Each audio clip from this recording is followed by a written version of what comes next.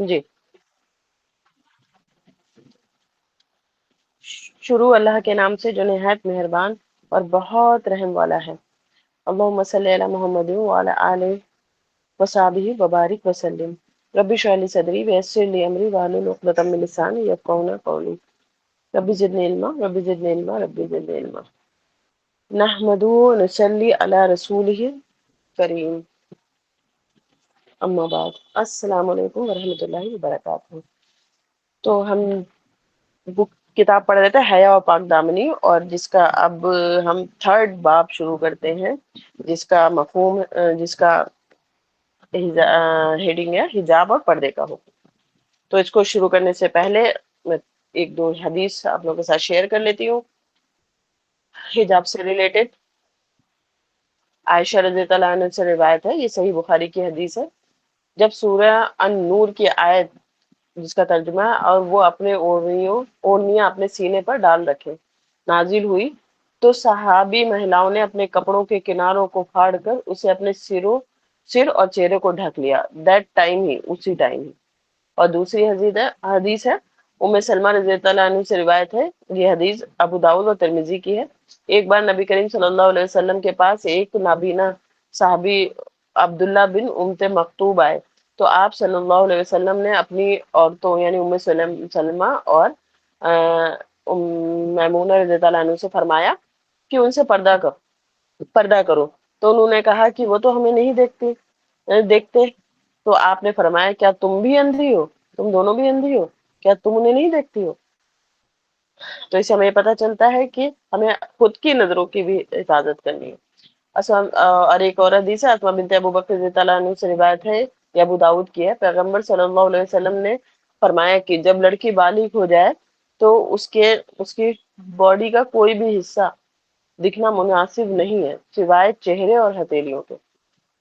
اور پردے کے کچھ مین جو مطلب رول ہے، لا، جیسے کپڑے ڈھیلے ہونے چاہیے جو کہ آپ کی باڈی کی بناوٹ کو ظاہر نہ کرے، لباس اتنا بھی باریک نہ ہو کہ اسے اندر کی جلد دکھے۔ اکثر ہم لوگ آستین وغیرہ ایسے بنواتے ہیں نا کہ جو ٹرانسپیرنٹ کپڑے ہوتے ہیں تو آستین چھوڑ دیتے ہیں بنا نیچے کہتے کپڑا لگوائے یا استر بولتے ہیں اس کو، تو وہ پورا ہاتھ دکھ رہا ہوتا ہے، مجھے اس سے یاد آیا۔ اور تیسرا پوائنٹ یہ ہے کہ حجاب کا مقصد صرف سر ڈھکنا نہیں ہے بلکہ چال ڈھال اور نظروں میں بھی پاکیزگی رکھنا ہوتا ہے حجاب کا مطلب۔ تو اب ہم شروع کرتے ہیں اپنا یہ باب نمبر 3۔ اللہ تعالیٰ نے انسان کو اشرف المخلوقات بنا کر عقل کا نور عطا کیا ہے۔ اسی عقل سلیم کی وجہ سے انسان اور حیوان کی زندگی میں بنیادی فرق ہے۔ کھانا پینا اور بیوی بچے والے کام میں انسان اور حیوان سب برابر ہیں۔ مکان بنا کر رہنے میں کوئی خاص فرق نہیں۔ انسانی ضرورتیں زیادہ ہیں، لہذا ایسے عیش بھری زندگی کو چھوٹی اونچی عمارتوں کی ضرورت ہوتی ہے، جبکہ جانور کی زندگی سادہ ہے، ان کے رہنے کی جگہیں معمولی ہوتی ہیں۔ چڑیا گھونسلہ بنا کر رہتی ہے، سانپ بل میں گھستا ہے اور شیر خچار میں آرام کرتا ہے۔ رہ گئی بات آپس میں رہن سہن کی، تو ان میں جانور انسان سے پیچھے نہیں ہے۔ چیٹی کی زندگی میں اتفاق و ایکتا کی اعلیٰ مثال ہے۔ شہد کی مکھیوں میں آداب سلطنت کی حد ہے، پرندوں کی زندگی میں ذکر و عبادت ہے۔ البتہ ایک بات ایسی ہے جس میں انسان حیوان سے اوپر ہے، وہ شرم و حیا والی صفت ہے۔ اسی صفت کی وجہ سے انسان پاک دامنی کی زندگی گزارتا ہے اور اپنے مالک کی قدم قدم پر فرما برداری کرتا ہے۔ اسی شرم و حیا والی صفت کا تقاضا ہے کہ انسان دوسروں کے سامنے آنے کے لیے اپنی شرمگاہ کو چھپاتا ہے۔ چنانچہ تاریخ انسانی اس حقیقت کو بیان کرتی ہے کہ حضرت آدم علیہ السلام اور ان کی بیوی کو جنت میں لباس عطا کیا گیا۔ جب منع کیے ہوئے پیڑ کا پھل کھایا تو جنت کی پوشاکیں اتار لی گئیں۔ دونوں نے فوراً اپنے جسم کے پوشیدہ حصوں کو پیڑ کے پتوں سے ڈھانپ لیا۔ ارشاد باری تعالیٰ ہے، یہ سورہ الاعراف کی آیا ہے 22، اس کا مفہوم ہے، اور وہ دونوں اپنے اوپر جنت کے پتے چپکانے لگے۔ سطر کا پس منظر: جسم کے پوشیدہ اعضاء کو چھپانے کے لیے عربی میں عورتوں عورت اور اردو میں فارسی میں سطر کا لفظ استعمال کیا جاتا ہے۔ اولاد آدم پتھر کے زمانے سے ہی اپنے سطر کو چھپاتی چلی آ رہی ہے۔ وقت گزرنے کے ساتھ ساتھ جب عقل و سمجھ میں پختگی آئی اور انسان نے سماجی آداب و اخلاق کو اپنایا تو ان کے لباس میں اور زیادہ شائستگی آ گئی۔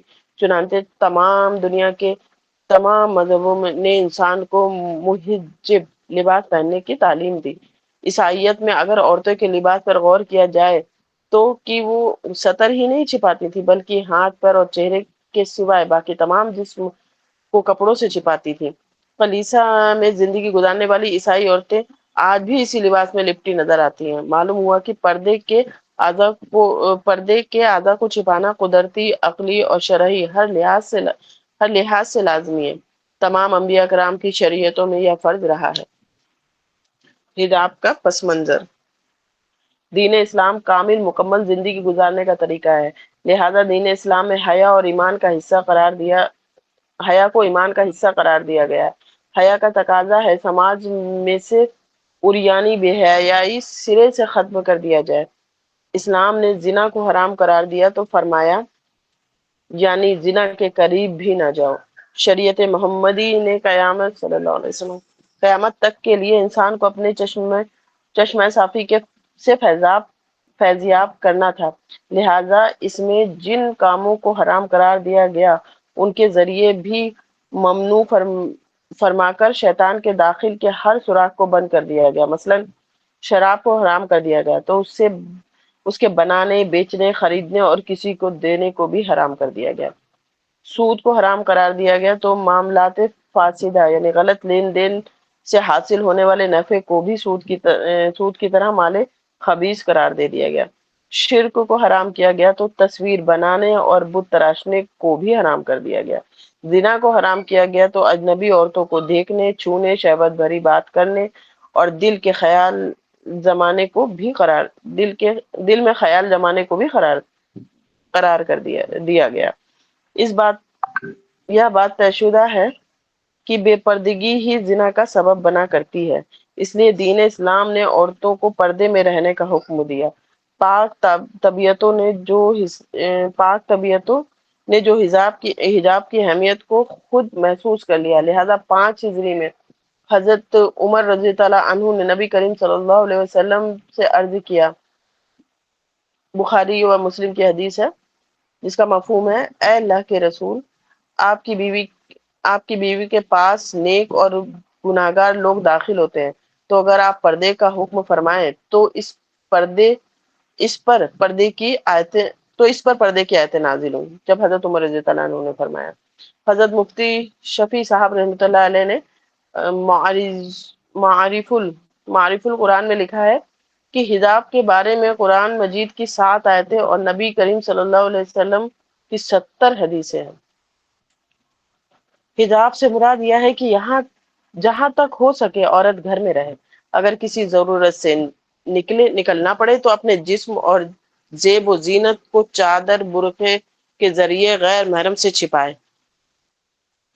سطر عورت اور حجاب کا موازنہ۔ بس سطر عورت یعنی پوشیدہ اعضاء کو چھپانا اور حجاب کو دو الگ الگ مسائل ہیں، جس کا موازنہ اس طرح ہے۔ حجاب سطر عورت تمام شریعتوں میں فرض ہے، اور سطر عورت حجاب کا حکم امت محمدیہ کو 5 ہجری میں ملا، یعنی دو پارٹ میں اس کو ڈیوائیڈ کر دیا، جسے میں پڑھ دیتی ہوں، ایک حجاب ہے اور ایک ہے سطر عورت۔ اب حجاب والے پورشن میں دوسرا پوائنٹ ہے، سطر عورت تنہائی اور سب کے سامنے ضروری ہے، جبکہ سطر عورت کا پوائنٹ ہے حجاب عورت کے لیے غیر مردوں کے سامنے لازمی ہے۔ تیسرا پوائنٹ ہے حجاب کا سطر عورت مردوں اور عورتوں دونوں پر لازم ہے، اور سطر عورت کا جو تیسرا پوائنٹ ہے وہ ہے حجاب کا حکم صرف عورت پر فرض ہے، اور حجاب کا چوتھا پوائنٹ ہے سطر عورت شرم و حیا کی ابتدا ہے، اور سطر عورت کا چوتھا پوائنٹ ہے عورت کا حجاب شرم و حیا کی انتہا ہے۔ حجاب و پردے کے دلائل۔ آج کل سائنسی دور میں ایک طرف تو مادی ترقی اپنے عروج پر ہے، دوسری طرف ننگا پن و بے حیائی کا سیلاب ابھرنے پر ہے۔ انگریزی تہذیب کے اثرات نے فیشن پرستی اور بے حیائی کو عام کر دیا ہے۔ یونیورسٹی کالج کی پڑھی ہوئی عورتوں نے پردے کو غیر ضروری سمجھنا شروع کر دیا ہے، اس لیے ضروری ہے کہ حجاب کی اہمیت اور فرضیت کو قرآن و سنت کی روشنی میں بیان کیا جائے۔ اور اس کا پہلا پوائنٹ قرآن اور مجید سے دلائل ہے۔ ارشاد باری تعالیٰ ہے الحزاب کی آیت نمبر 33، جس کا مفہوم ہے اپنے گھروں میں ٹکی رہو اور نہ دکھلاتی پھرو، جیسے کہ جاہلیت کے دور میں دکھلانے کا دستور تھا۔ اس آیت میں عورتوں کو حکم دیا گیا ہے کہ وہ عمومی طور پر اپنے گھروں میں رہیں، گھر کی چار دیواری میں رہ کر اپنی ذمہ داریوں کو پورا کریں۔ شریعت نے عورت کے جس میں کوئی کام ایسا نہیں لگا شریعت نے عورت کے ذمے کوئی بھی کام ایسا نہیں لگایا جس سے اسے چار دیواری سے نکلنا پڑے۔ وقتی ضرورت تو مجبوری اور معذوری میں داخل ہے۔ عورت جس قدر گھر میں رہے اتنا ہی اللہ تعالیٰ کا قرب پائے گی۔ حدیث پاک میں آیا ہے، یہ حدیث ہے ابن خزیمہ اور ابن حبان، جس کا مفہوم ہے عورت اپنے رب سے سب سے زیادہ اس وقت قریب ہوتی ہے جب وہ اپنے گھر کے درمیان میں چھپی ہو۔ طبرانی شریف کی ایک روایت میں نبی کریم صلی اللہ علیہ وسلم نے ارشاد فرمایا، عورت صرف شرعی ضرورت پیش آنے کی وجہ سے گھر سے باہر نکلے، لہذا بہت سخت ضرورت کی وجہ سے عورت کو گھر سے نکلنا جائز ہے۔ عربی کا مقلونہ ہے، عورت کہیں محفوظ نہیں ہوتی سوائے اپنے گھر کے۔ ازواج مطہرات حضر اپنے وطن میں گھر کی چار دیواری میں رہتی تھی اور سفر میں ہودج یعنی اونٹ کے اوپر کی پالکی اور خیمے کے اندر رہتی تھی۔ واقعہ عفف کے پیش آنے کی ایک وجہ یہ تھی کہ صحابہ کرام رضی اللہ تعالیٰ عنہ نے سمجھ لیا کہ سیدہ عائشہ صدیقہ رضی اللہ تعالیٰ عنہ ہودج میں موجود ہوں گی، جبکہ وہ گم ہوا ہار ڈھونڈنے کے لیے قضائے حاجت کی جگہ پر گئی تھی۔ اس آیت میں یہ بھی حکم دیا گیا تھا کہ جاہلیت کی پہلے والی پہ بے پردگی نہ کرے۔ عجیب بات تو یہ ہے کہ اسلام کے شروع زمانے میں جاہلیت اولا بے پردگی کا سبب تھی۔ آج کے دور میں جاہلیت اخرى بے پردگی کا سبب ہے۔ کچھ انگریزی پڑھی لکھی عورتیں تو پردے کی مخالفت کر کے اپنے لکھے پڑھے جاہل ہونے کا ثبوت پیش کرتی ہیں۔ ارشاد باری تعالیٰ ہے، الاحزاب کی آیت ہے 53، جب تم ان سے کسی چیز کا سوال کرو تو پردے کے پیچھے سے کرو، اس میں زیادہ پاکیزگی ہے تمہارے دلوں کے لیے اور ان کے دلوں کے لیے۔ اس آیت میں یہ تعلیم دی گئی کہ اگر صحابہ کرام رضی اللہ عنہ کو ازواج مطہرات سے کوئی چیز مانگنی ہوتی تو وہ پردے کے پیچھے سے مانگے، یعنی اگر مان لیں کہ چار دیواری کا پردہ نہیں ہو تو چادر کا پردہ ضرور ہونا چاہیے، آمنا سامنا جائز نہیں۔ یہاں یہ بات بہت اہم ہے کہ ایک طرف صحابہ کرام رضی اللہ عنہ جیسی مقدس ہستیاں تھیں اور دوسری طرف ازواج مطہرات جیسی پاکیزہ عورتیں، مگر اس کے باوجود انہیں پردے کے پیچھے رہ کر بات چیت کرنے یا لین دین کرنے کا حکم دیا گیا۔ ساتھ یہ بات بھی واضح کر دی گئی کہ یہ تمہارے اور ان کے دلوں کی پاکیزگی کے لیے اچھا ہے۔ ارشاد باری تعالیٰ ہے، الاحزاب کی آیت نمبر 59، اے نبی صلی اللہ علیہ وسلم فرمائیے اپنی ازواج سے اور بیٹیوں سے اور مسلمانوں کی عورتوں سے کہ وہ ڈال لیا کریں اپنے اوپر چادریں۔ جلابیب عربی میں جلباب کی جمع ہے، اس سے مراد یہ ہے وہ چادر ہے جس کو عورتیں اپنے دوپٹے اوپر اوڑھ لیتی ہیں۔ اور یہاں پر من تبیزیہ ہے، یعنی چادروں کا کچھ حصہ اپنے چہرے پر لٹکائیں، اس سے لوگ پہچان لیں گے کہ یہ شریف عورتیں ہیں، پھر ان کو ستایا نہیں جائے گا، یعنی کوئی منافق اور بدچلن انہیں چھیڑ نہیں سکے گا۔ حضرت عبداللہ بن عباس رضی اللہ عنہ نے فرمایا، کہ مسلمان عورتوں کو حکم دیا گیا ہے کہ اپنے سروں اور چہروں کو چادروں سے ڈھانپ لیا کریں، صرف ایک آنکھ کھلی رکھیں تاکہ چلنے پھرنے اور دیکھنے میں آسانی ہو۔ آج کل جو برقع برقع رواج میں ہے، اسی چادر کا بدل ہے۔ اور ارشاد باری تعالیٰ ہے النور آیہ نمبر 31، جس کا مفہوم ہے عورتیں اپنی زینت کو ظاہر نہ کریں مگر مگر جو کھلا رہتا ہے۔ عورتیں اپنی زینت کو ظاہر نہ کریں مگر جو کچھ مجبوری میں کھلا رہتا ہو، یعنی زینت سے مراد وہ چیز ہے جس میں انسان اپنے کو خوبصورت اور خوشنما بنائے۔ الا ما ظہرا سے مراد حضرت عبداللہ بن مسعود رضی اللہ عنہ کے نزدیک کپڑے، زیور و بناؤ سنگار کی چیزیں، جس کی دلیل قرآن مجری کی دوسری آیت ملتی ہے۔ ارشاد باری تعالیٰ ہے سورہ الاعراف آیہ نمبر 31، جو اپنی زینت ہر نماز کے وقت۔ اس آیت میں زینت سے مراد کپڑے ہیں اور مسجد سے مراد نماز ہے۔ ان معنوں کے مطابق عورت کے لیے اپنے کپڑوں کی اور زیور کی نمائش کرنا بھی منع ہے۔ بس ثابت ہوا کہ زینت کے جسمانی اعضاء کو ظاہر کرنا اور بھی زیادہ منع ہوگا۔ اس صورت میں مطلب بالکل صاف ہے کہ اوپر سے کپڑے یعنی برقع یا بیرونی چادر اسے چھپانے کے حکم سے الگ ہے، بقیہ تمام کپڑوں اور زینت کو چھپانا فرض ہے۔ حضرت عبداللہ بن عباس رضی اللہ عنہ نے زینت سے مراد اعضائے زینت لیے ہیں، تو پھر مطلب یہ بنے گا کہ جب ضروری کام کے لیے، مثلا بیماری کے علاج کے لیے یا شناخت کے لیے یا گواہی دینے کے لیے یا قاضی یا حاکم کے سامنے زینت کے موقع کو کھولنا پڑے تو مجبوری کے تحت جائز ہے۔ اس صورت میں زینت کے موقع سے مراد چہرہ اور ہتھیلیاں ہوں گی۔ اس بات پر سب حضرات متفق ہیں، اور جب عورتوں کے چہرے کی طرف دیکھنا شہوت کے ابھرنے کا سبب بنے تو ایسی صورت میں عورتوں کے لیے چہرہ چھپانا اور مرد کے لیے اس کی طرف نہ دیکھنا فرض ہے۔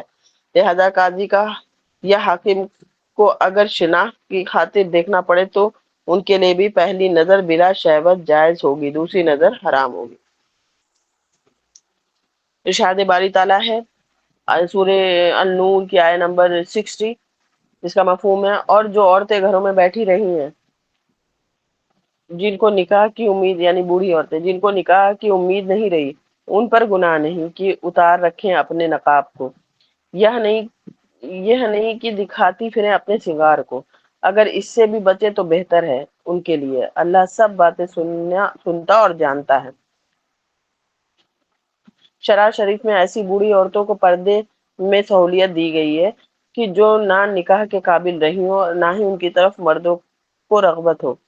جن اعضاء کو چھپانا عورت کے لیے اپنے محرموں سے ضروری نہیں، بوڑھی عورتوں کے لیے ان اعضاء کو غیر محرموں سے چھپانا ضروری نہیں۔ اس آیت میں قید لگا دی گئی کہ بن سنور کر سامنے نہ آئے، اور ساتھ ہی یہ بھی کہہ دیا گیا کہ اگر غیر محرموں کے سامنے آنے سے بالکل ہی بچے تو ان کے لیے یہی بہتر ہے۔ ایک مثل مشہور ہے، ہر گری پڑی چیز کا کوئی نہ کوئی اٹھانے والا ہوتا ہے۔ سوچنے کی بات یہ ہے کہ جب بوڑھی عورتوں کے لیے اتنی احتیاط بتائی گئی ہے تو جوان عورتوں کے لیے پردے کی اہمیت کتنی ضروری ہے۔ ارشاد باری تعالیٰ ہے الکہف میں، سورہ الکہف میں، اس آیت مبارک میں مال اور بیٹے کو دنیا کی زینت کہا گیا ہے۔ یہ آیت ہے اعوذ باللہ من الشیطان الرجیم، المال والبنون زینت الحیات الدنیا۔ بیٹی کا ذکر نہیں کیا گیا اس لیے کہ وہ چھپانے کی چیز ہے، نمائش کی چیز نہیں۔ اس سے بھی عورت کے پردے میں چھپے رہنے کا ثبوت ملتا ہے، لہٰذا مسلمان عورت پردے کا خوب اہتمام کرے اور ذہن میں اچھی طرح سوچ لے، حجاب اس سے پہلے کہ عذاب آ جائے۔ حدیث پاک سے دلائل۔ حافظ ابن کثیر رحمۃ اللہ علیہ اپنی تفسیر میں لکھتے ہیں کہ نیک بخت اور عزت دار عورت کا نشان گھونگھٹ ہے تاکہ بدنیتی فاسق اور فاجر ان کے ساتھ چھیڑ چھاڑ نہ کریں۔ حضرت ابن عباس رضی اللہ عنہ سے روایت ہے، یہ تفسیر ابن کثیر میں ہے، 519/3، जिसका मफहूम है اللہ تعالیٰ نے مومن عورتوں کو حکم دیا ہے کہ وہ کسی چیز کے تحت گھر سے نکلے تو اپنے چہروں کو سروں کی طرف سے چادر سے ڈھانپ لیں اور صرف ایک آنکھ کھلی رکھیں۔ اس سے معلوم ہوا کہ بے پردگی شریف اور غیرت مند عورت کا کام نہیں۔ حدیث پاک میں آیا ہے عورت چھپانے کی چیز ہے، بس عورت کی ذمہ داری ہے کہ اپنے آپ کو غیر محرم مردوں سے چھپائے، اگر گھر میں رہ کر چھپائے تو سب سے افضل ہے تاکہ کوئی مرد اس کی جسامت یعنی ڈیل ڈول اور چال ڈھال کو نہ دیکھ سکے۔ اگر کسی شرعی ضرورت کی وجہ سے گھر سے باہر نکلنا پڑے تو جسم اور کپڑوں کی زیب و زینت کو چادر و برقعے کی وجہ سے چھپائے، ایسا نہ ہو کہ کسی نفس پرست آدمی کی نظر پڑے اور وہ اس عورت کی عزت کو خراب کرنے کے منصوبے تیار کرنے لگے۔ حضرت علی رضی اللہ عنہ سے روایت ہے کہ ایک دفعہ میں نبی کریم صلی اللہ علیہ وسلم کی خدمت میں حاضر تھا۔ آپ نے صحابہ کرام سے سوال پوچھا، عورتوں کے لیے کیا چیز بہتر ہے؟ صحابہ کرام خاموش ہے اور کوئی جواب نہ دیا۔ اسی دوران مجھے گھر جانا پڑا تو میں نے فاطمہ رضی اللہ عنہ سے یہی سوال پوچھا۔ انہوں نے جواب دیا، عورتوں کے لیے بہتر ہے کہ وہ تو مردوں کو دیکھے، نہ وہ مردوں کو دیکھے اور نہ ہی مرد انہیں دیکھے۔ میں نے یہ جواب نبی کریم صلی اللہ علیہ وسلم کی خدمت میں پیش کیا تو نبی کریم صلی اللہ علیہ وسلم نے فرمایا، یہ میرے جسم کا ٹکڑا ہے، وہ میرے جسم کا ٹکڑا ہے۔ اور یہ ہے معارف القرآن میں 7/216۔ نبی کریم صلی اللہ علیہ وسلم نے فرمایا، حیا ایمان کا حصہ ہے، پردے کا منشا حیا ہے اور حیا عورت کی فطرت ہے۔ جب عورت ضمیر کے خلاف کام کرتی ہے تو بے حیا بن جاتی ہے اور شرم و حیا کو ایک طرف رکھ دیتی ہے۔ نبی کریم صلی اللہ علیہ وسلم نے ارشاد فرمایا، یہ مشکات کی حدیث ہے 1307/3، جب تو بے حیا بن جائے تو پھر جو چاہے کر۔ اس سے معلوم ہوا کہ بے حیائی بے پردگی کا سبب بنتی ہے۔ اللہ تعالیٰ کسی کو حیا جیسی نعمت سے محروم نہ فرمائے، آمین۔ حدیث پاک میں نبی کریم صلی اللہ علیہ وسلم نے ارشاد فرمایا، یہ بھی ابن کثیر کی حدیث ہے 482/3، عورت چھپانے کی چیز ہے، جب گھر سے نکلتی ہے تو شیطان اسے جھانکتا ہے۔ شیطان جھانکتا ہے، اس کے دو معنی ہو سکتے ہیں۔ ایک تو شیطان لعین اسے گھر سے نکلتا دیکھ خوش ہوتا ہے کہ اب مجھے اس کو غیر محرم کی طرف اور غیر محرم کو اس کی طرف مائل کرنے میں آسانی ہو گئی۔ شیطان اس عورت کو بد نظری کرواتا ہے اور غیر محرم کو اس کے جال میں پھنساتا ہے۔ دوسرے معنی یہ ہے کہ شیطانی شہوانی نفسانی زندگی گزارنے والے لوگ عورت کو گھر سے باہر للچائی ہوئی نظروں سے دیکھتے ہیں۔ ایسے فاسق و فاجر لوگ شیطان کے نمائندے ہوتے ہیں، ان کے جھانکنے کو شیطان کا جھانکنا کہا گیا ہے۔ نبی کریم صلی اللہ علیہ وسلم نے فرمایا،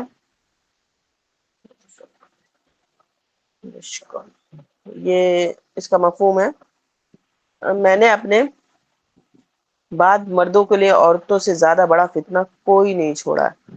اسے معلوم ہوا کہ عورت مرد کے لیے سب سے بڑی آزمائش ہے۔ فقہا نے لکھا ہے کہ پردہ واجب ہونے کا مدار فتنہ ہے، اس لیے بوڑھی عورت جس کی طرف جنسی میلان نہیں رہتا، اس کے چہرے کا پردہ کرنے میں نرمی دی گئی ہے۔ جوان عورت کی طرف مرد کا میلان فطری طور پر زیادہ ہوتا ہے، لہٰذا اسے پردے میں رہنا چاہیے۔ اگر عورت کسی ضرورت کی وجہ سے گھر سے نکلے تو پردے کے ساتھ نکلے تاکہ اس کے ذریعے سے شیطان مردوں کو فتنے میں نہ ڈال سکے۔ امام احمد رحمۃ اللہ علیہ نے ام المومنین سیدہ عائشہ رضی اللہ عنہا سے روایت کیا ہے، اس کا مفہوم ہے، میں اس کمرے میں داخل ہوتی جس میں نبی کریم صلی اللہ علیہ وسلم دفن ہے تو اپنی چادر رکھ دیتی اور کہتی تھی کہ یہاں تو صرف میرے شوہر اور میرے والد دفن ہیں۔ لیکن جب عمر رضی اللہ عنہ کو دفن کیا گیا تو اللہ کی قسم میں ان سے حیا کی وجہ سے خوب اچھی طرح پردہ کر لیا کرتی تھی۔ یعنی وہ لوگ وہاں پر قبر ہے، حضرت عمر کی قبر کے بعد عائشہ رضی اللہ عنہ اس کمرے میں پردے کے ساتھ جاتی تھی۔ اس سے پردے کی اہمیت کا اندازہ لگانا چاہیے کہ حضرت عائشہ رضی اللہ عنہ تو قبر میں دفن آدمی سے بھی پردہ کر رہی ہیں، جبکہ آج کی بے پردہ عورتیں زندہ جیتے جاگتے مردوں سے پردہ نہیں کرتی۔ دیندار عورتوں کے لیے حضرت عائشہ کا عمل روشنی کا مینار ہے۔ حدیث پاک میں آیا ہے، اس کا یہ حدیث ہے ابو داود اور ترمذی میں بھی ہے، سنن اور یہ حدیث نمبر ہے اس کا 188، جس کا مفہوم ہے ایک بار ام المومنین حفصہ رضی اللہ عنہا اور عائشہ رضی اللہ عنہا نبی کریم صلی اللہ علیہ وسلم کے ساتھ پاس بیٹھی ہوئی تھی کہ حضرت عبداللہ بن مکتوب رضی اللہ عنہ گھر میں داخل ہوئے۔ وہ نابینا صحابی تھے۔ نبی کریم صلی اللہ علیہ وسلم نے دونوں سے فرمایا کہ پردہ کرو۔ انہوں نے کہا کہ یا رسول اللہ، کیا وہ نابینا نہیں ہے؟ نہ ہمیں دیکھ سکتے اور نہ ہی پہچان سکتے؟ نبی کریم صلی اللہ علیہ وسلم نے ارشاد فرمایا، کیا اب تم دونوں بھی نابینا ہو؟ کیا تم انہیں نہیں دیکھ سکتی ہو؟ پردے کی اہمیت پر اس سے زیادہ واضح اور بڑی دلیل اور کیا ہو سکتی ہے؟ عقلی دلائل۔ ایک بزرگ ریل گاڑی سے لاہور سے جیکب آباد آ رہے تھے۔ راستے میں کسی اسٹیشن پر ایک کوٹ پتلون پہنے نئی تہذیب والے نوجوان سوار ہوئے۔ تھوڑی دیر بعد نوجوان نے بزرگ سے پوچھا، آپ مجھے دین اسلام کے عالم نظر آ رہے ہیں، اگر آپ مجھے اجازت دیں تو کیا میں ایک سوال پوچھ سکتا ہوں؟ بزرگ نے جواب دیا، جی ہاں آپ پوچھیں۔ نوجوان نے کہا، اسلام اس بات کی اجازت کیوں نہیں دیتا کہ مرد اور عورتیں اکٹھے مل کر کام کیا کریں؟ بزرگ نے اس نوجوان کو قرآن و حدیث کی روشنی میں کے کئی جوابات دیے، مگر نوجوان کی طبیعت مطمئن نہ ہوئی۔ وہ کہنے لگا کہ آپ مجھے عقلی دلیل سے سمجھائیں کہ اس میں کیا رکاوٹ ہے۔ بزرگ نے سمجھایا کہ جب مرد اور عورتیں مل کر کام کریں گے تو دل ایک دوسرے کی طرف مائل ہوں گے، کئی ہنستے بستے گھر اجڑ جائیں گے، کئی کنواری لڑکیاں بن بیاہی ماں بن جائیں گی، سماج میں فساد مچ جائے گا۔ نوجوان کہنے لگا کہ انسان اگر اپنی طبیعت پر کنٹرول رکھے تو لڑکا لڑکی کی ملی جلی تعلیم یا نوکری میں کیا حرج ہے؟ بزرگ نے دیکھا کہ سیدھی انگلی سے گھی نہیں نکل رہا تو سوچا کہ ٹیڑھی انگلی سے نکالا جائے۔ وہ نوجوان عقل کا اندھا ہے، جس کے دماغ پر بھی پردہ پڑا ہے، لہٰذا اس کو دوسرے انداز سے سمجھانا پڑے گا۔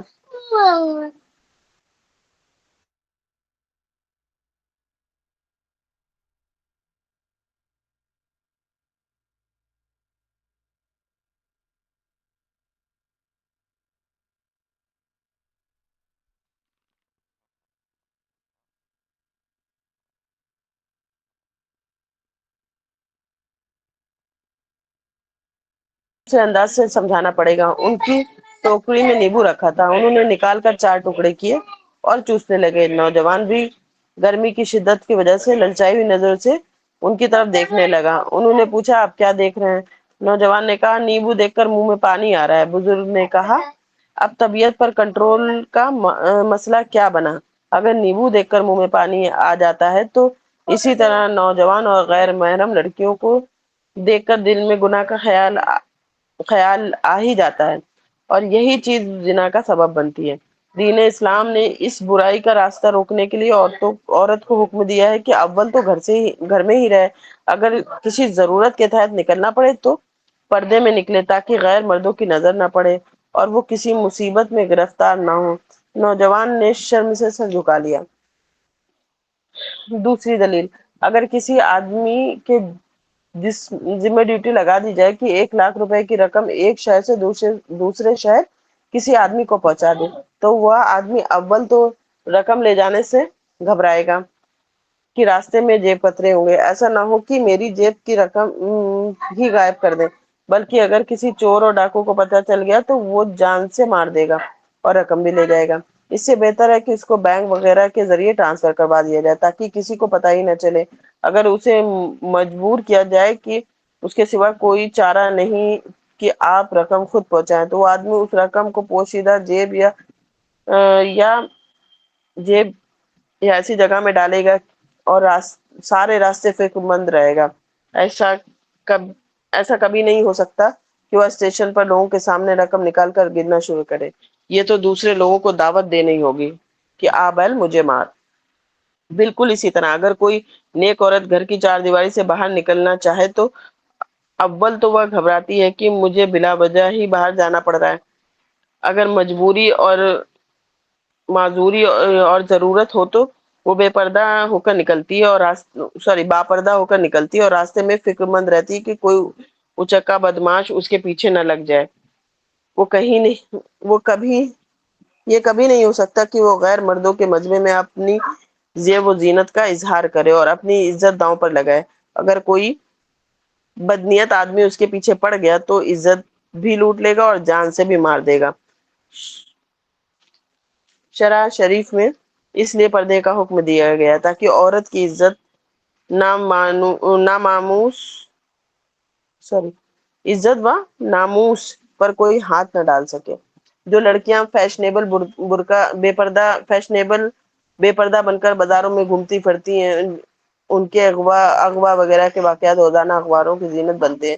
وہ دوسروں کو تماشا دکھاتی خود ہی دوسروں کے لیے تماشا بن جاتی ہیں۔ اگر کسی آدمی نے قصاب کی دکان سے چند کلو گوشت خریدا تو اسے کپڑے یا تھیلے وغیرہ میں چھپا کر گھر لے جاتا ہے۔ کہیں ایسا نہیں ہو سکتا کہ وہ گوشت کو تھال میں ڈال کر سر پر رکھے اور راستے میں چلے۔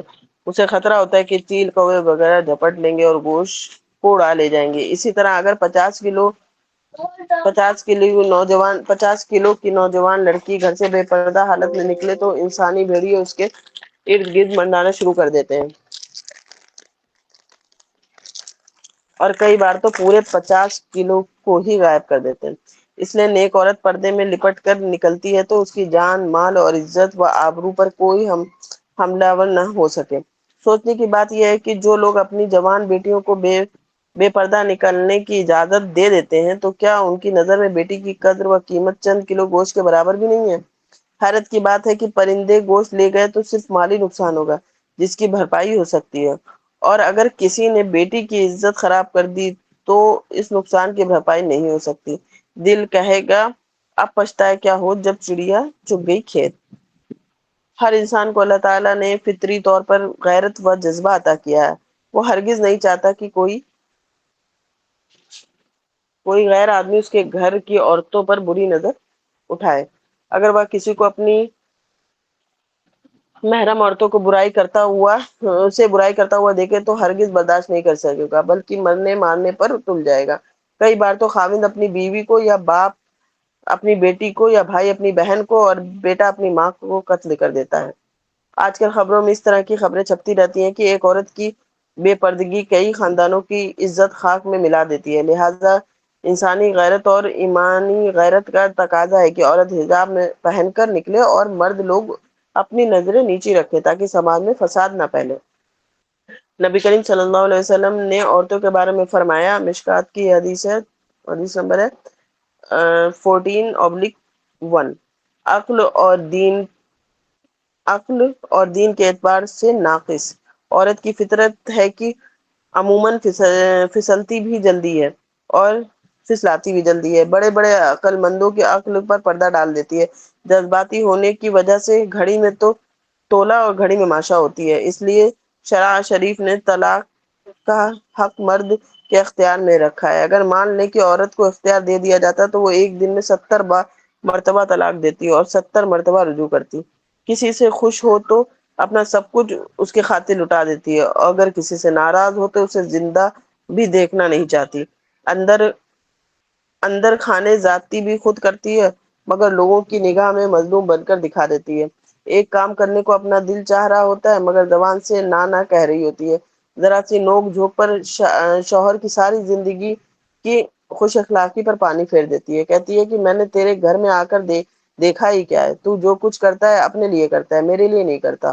معمولی بات پر لعنت بھیجنا شروع کر دیتی ہے۔ کمزور تو ہے، پھر اپنے مرنے کی دعائیں کرنے لگ جاتی ہے۔ مال کی محبت اس قدر ہوتی ہے کہ اگر میاں کہے کہ ہم آپ کے جسم میں کیلیں ٹھوکنا چاہتے ہیں مگر ہوں گی سونے کی، تو فوراً پوچھے گی پھر دیر کیوں کر رہے ہو، جلدی جلدی کریں نا، آپ اپنا کام جلدی سمیٹیں۔ غصے اور حسد کی آگ میں جل مر کر کباب بنی ہوئی ہوتی ہے۔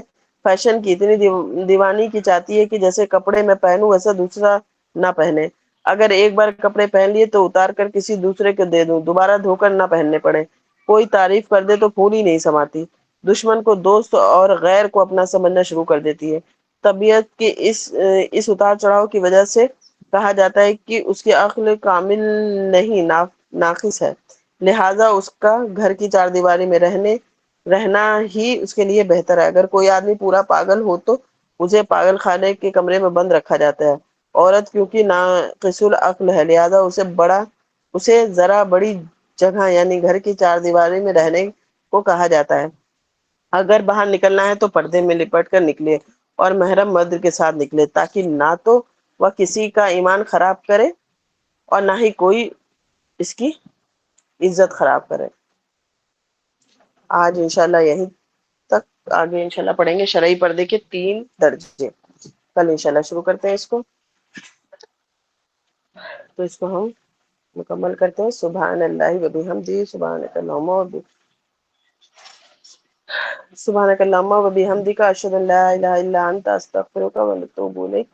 سبحان ربک رب العزۃ عما یصفون وسلام علی المرسلین والحمد للہ رب العالمین۔ السلام علیکم ورحمۃ اللہ وبرکاتہ۔